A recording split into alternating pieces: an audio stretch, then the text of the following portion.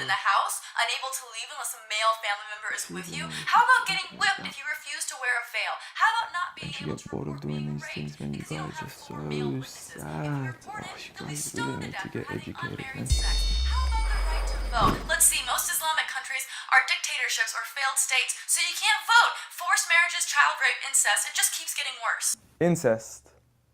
Wow. I'm not sure where you're getting your information from or if you've possibly mistaken us with somebody else. Why is incest wrong?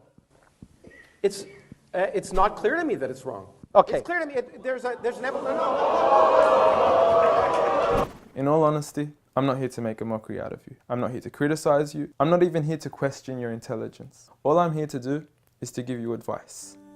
As someone who sincerely wishes the best for you and wishes the best for all of humanity, as a Muslim should be. The first advice I give to you is, please, if you want to talk about Islam, know what you're talking about. Don't be talking about some random news topic that has nothing to do with Islam. If you want to judge Islam, judge it for what's in here and on the Prophet Muhammad, peace be upon him.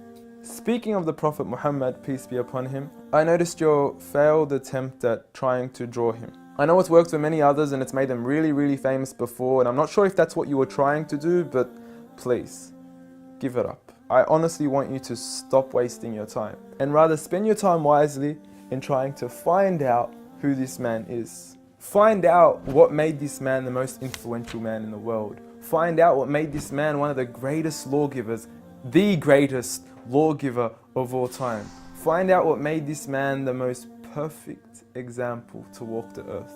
A mercy, not only to mankind, but every form of creation. This is a man who little children would run up to him because they knew how merciful he was. They knew that he would take them seriously despite their age. When he was visited by children, he would pat them on their head, while the fathers of others wouldn't even kiss their own children. At a time when people were burying their daughters alive, he was the one who gave honor to daughters. He was the one who gave honor to women. He was the one who promised paradise for the one who raised one daughter righteously.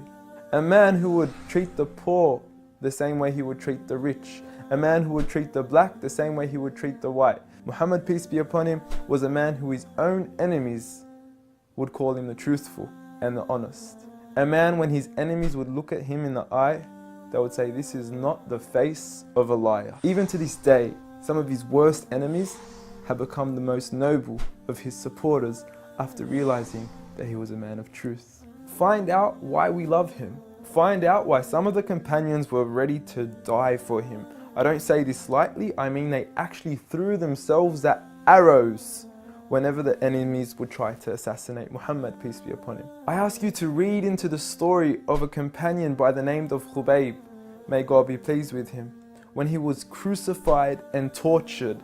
And the one who was torturing him would say to him, O Khubayb, wouldn't you rather that Muhammad, peace be upon him, be in your shoes right here, and you be in the comfort of your own family in your own home?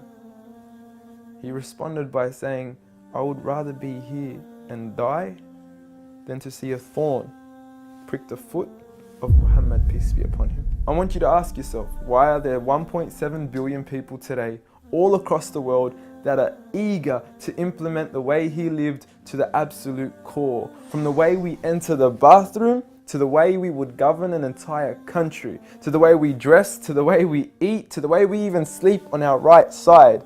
We follow him to the absolute core. So I suggest you stop wasting your time in attacking the man that you cannot faze at all. If God, the creator of the heavens and the earth and everything in between, the one and only, has honored him, who are we to even try to dishonor him? If you don't understand what I'm trying to say, let me give you a quick experiment. What I want you to do is to walk outside tonight, look at the brightness of the moon, and go ahead and spit at it. And see what your spit does to the moon. The same way that your spit doesn't affect the brightness of the moon, the same way that your spit doesn't even reach the moon, the same way that your spit doesn't even faze the moon, is exactly what you're doing when you even try to attempt to dishonor Muhammad, peace be upon him. And if anything, when you do try to spit at the moon, you're only harming yourself. So please, stop what you're doing, stop wasting your time, and try to find out who he really was for your own benefit. Seek my advice. We want the best for you. Peace.